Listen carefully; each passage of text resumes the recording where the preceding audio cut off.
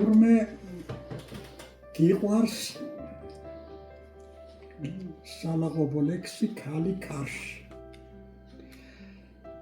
რა უთხრა ქარის მომგონს, ხეებს დაბლა აწვენდა, დასწეოდა ქარი გოგოს მუხებთან და ნაძვებთან, ქარისგან და ხეებისგან იდგა ერთი ხორხოცი, ავკაცობა ქარისა და ციოკობა გოგოსი, ჭვრეტდი ბრძოლას ლამას ქალთან, ჩემი გულის გასართობს, გოგო კივილს თანატანდა, ღიმილს უმის სამართოს, კაბის მეტს და მუხლების მეტს, ვეღარაფერს ხედავდა, ცალი ხელით უბეს იჭერს, ცალი ხელით ქვედატანს, ქარისათვის იყო წამის მირბენა და მორბენა, მორცხვი გოგო ლამის გადედი შობელა, ქარი ქალთან უხეშობდა, წინ და უკან ურბენდა,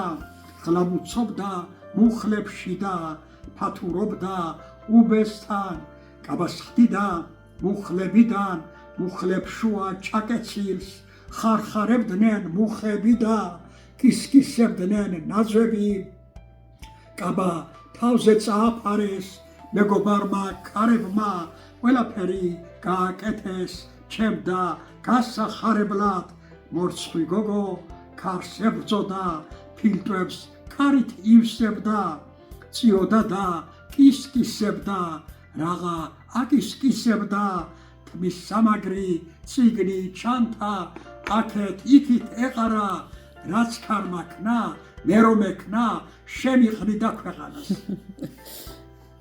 გაუმარჯოს ქალებს, ხო მამა? ლამას ქალებს რა თქმა უნდა. და ყველა ქალი ლამაზია თავისებურად, როგორც მორის ფოცხიშვილი იტყოდა. რა თქმა უნდა.